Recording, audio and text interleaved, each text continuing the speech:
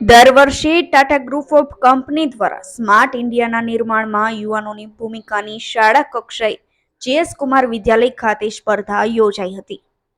ત્યારે ખાસ કરીને વાત કરવામાં આવે તો ટાટા ગ્રુપ ઓફ કંપની દ્વારા આયોજિત સ્માર્ટ ઇન્ડિયાના નિર્માણમાં યુવાનોની ભૂમિકા વિષય પર સ્પર્ધા યોજવામાં આવે છે.